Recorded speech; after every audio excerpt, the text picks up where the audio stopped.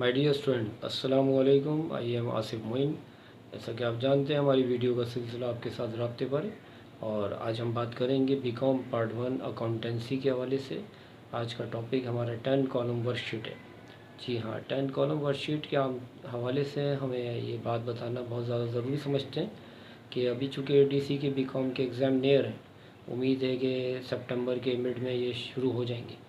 तो इसके हवाले से मैं आपके लिए बता दूं कि ये जो 10 कॉलम वर्कशीट का सवाल है, इस सवाल में मज़ीद 2 सवाल और बन सकते हैं, क्योंकि स्टूडेंट साहिबान के इल्म में ये बात नहीं होती है।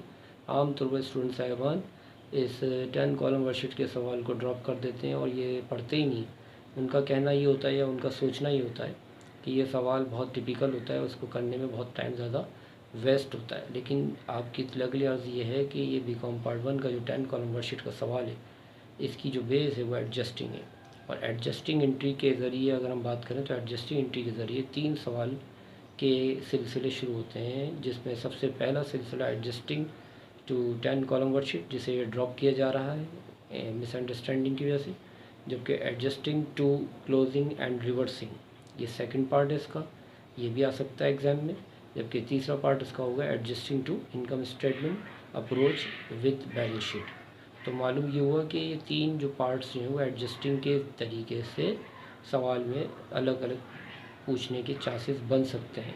तो स्टूडेंट साहिबान के इल्म में से भी होता है कि ये 10 कॉलम वर्कशीट के ही तौर पर आएगा, तो इसलिए वो उसे पढ़ते ही नहीं है, ना सीखते हैं।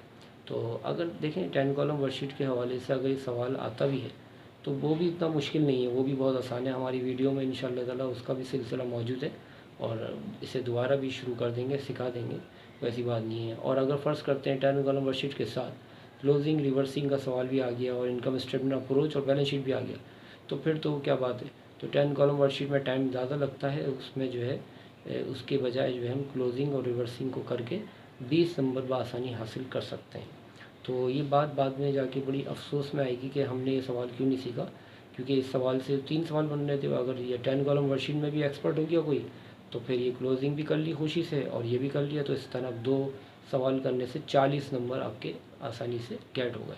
तो 10 कॉलम वर्कशीट और ये क्लोजिंग और ये इनकम स्टेटमेंट अप्रोच और बैलेंस शीट वगैरह के सवाल के हवाले से हमारी ये वीडियो की कुछ इम्पॉर्टेंट बातें थी, आपने सुनी। अब हम बात करते हैं असल टॉपिक पे, जो कि हमारा जो है 10 कॉलम एडजस्टिंग का है। हमारी एडजस्टिंग एंट्रियाँ जो हैं वो ज़रूरी हैं कि हम एडजस्टिंग एंट्रियाँ जो है फ़ोकस करें, क्योंकि जब तक हम एडजस्टिंग एंट्री पर फोकस नहीं करेंगे, हमारी एडजस्टिंग एंट्रियाँ जब तक फोकस नहीं होंगी, तो इसके ना होने की वजह से क्लोजिंग एंट्री और reversing entry, income statement approach, balance sheet, ये सब जो है कमज़ोर साबित हो जाएंगे। इसलिए किसी मकान के हवाले से अगर हम बात करें, उसकी तामीर के लिए अगर जो उसकी जो मजबूती की जो ज़मीन होती है, वो उसकी जो है वो पिलर की सूरत हाल होती है। उसकी पिलर की सूरत हाल जो होती है, उसकी मकान की मजबूती की ज़मीन होती है।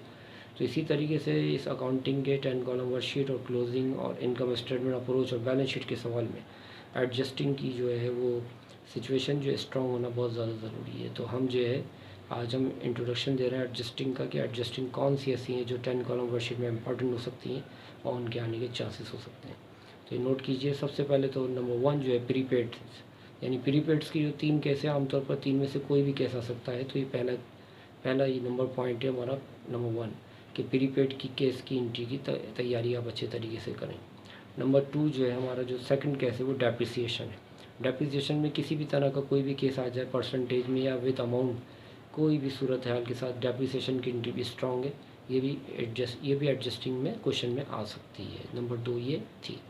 जबकि नंबर 3 की बात करें, बैड डेट्स एक्सपेंस की है, ये भी परसेंटेज में भी आ सकती है और विद अमाउंट भी आ सकती है।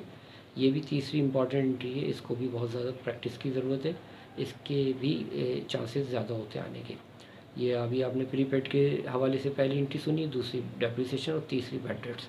चौथी एंट्री जो है एक ऐसी एंट्री है जिनमें 4 किस्म के नाम आ सकते हैं, अनपेड, आउटस्टैंडिंग, पेबल, एक्रूड। ये एंट्री भी बहुत ज़्यादा पॉपुलर और फेमस है, कॉमन है, आती रहती है ज़्यादा, और लिहाजा इसकी भी तैयारी आपको करनी है। ये इंपॉर्टेंट एंट्री है। नंबर 4। नंबर 5 की बात करें तो हमारी ये 5 की एंट्री अनंत की है। अनंत के आमतौर पर 2 केस हैं, एक में जो दोनों यानी अनंत हो सकता है और एक में एक अनंत और एक इनकम। ये मेरी वीडियो में मौजूद है, लेकिन मैं फिर भी एडजस्टिंग की बाकायदा एक नई क्लास शुरू करूँगा। तो बहरहाल अभी तो मैं पॉइंट आउट कर रहा हूँ सिर्फ नंबर्स एंट्री के स्पेसिफिकली।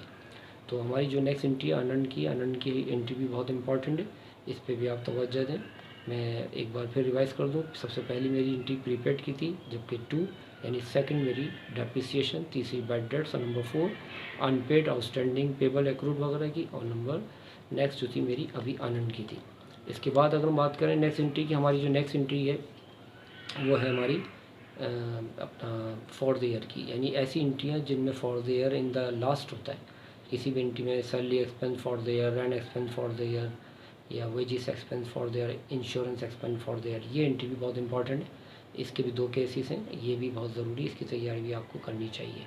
इसके बाद मज़ीद आगे जाते हैं तो हमारे पास जो मर्चेंट इन्वेंट्री की एंट्री आती है, आमतौर पर क्लोजिंग एंट्री कहलाती है। ये भी एक कॉमन एंट्री है। आमतौर पर इसके देने का मकसद ये होता है कि आगे आके इनकम स्टेटमेंट में इसका काम होता है, इसका इस्तेमाल होता है। तो ये भी इम्पॉर्टेंट है, इसकी तैयारी भी आपको लाजमी तौर पर करनी चाहिए। फिर मज़ीद आगे की तरफ जाते हैं तो एक्रूड की एंट्री आती है, एक्रूड इनकम की। एक्रूड इनकम में यानी आमतौर पर 2 रीज़न होते हैं, कमीशन इनकम होता है और एक होता है इंटरेस्ट इनकम। तो ये 2 किस्म की इंग्लिश जो है किसी भी हवाले से आ सकती है इनकम के तौर पे। तो इसकी भी तैयारी आपको करना बहुत ज़रूरी है। ये आपका एक और एंट्री का सेटअप हो गया। तो अब तक जो है आपने जो एंट्रियाँ आपने मेरे से सुनी, जो मैंने आपको बताई, ये बहुत ज़्यादा इंपॉर्टेंट एंट्रीज हैं। इनको आपको सीखना चाहिए लाजमी तौर पे, क्योंकि आम तौर पर ये एंट्रियाँ एग्ज़ाम में बहुत ज़्यादा आने के इनके चांसेस होते हैं। इनके करने से आपको जो है income statement approach, balance sheet और क्लोजिंग और रिवर्सिंग और इसके अलावा 10 कॉलम वर्कशीट के सवाल में किसी किस्म की कोई रुकावट पेश नहीं आएगी। इंशाल्लाह आप आसानी से कर लेंगे। तो अगली वीडियो में इंशाल्लाह हम बात करेंगे अपनी 10 कॉलम वर्कशीट के हवाले से, एक पार्ट की एक वीडियो बनाएंगे। फिर उसके बाद हम क्लोजिंग इनकम स्टेटमेंट, क्लोजिंग और रिवर्सिंग की बनाएंगे, और उसके बाद हम इनकम स्टेटमेंट और बैलेंस शीट की भी एक वीडियो बनाएंगे।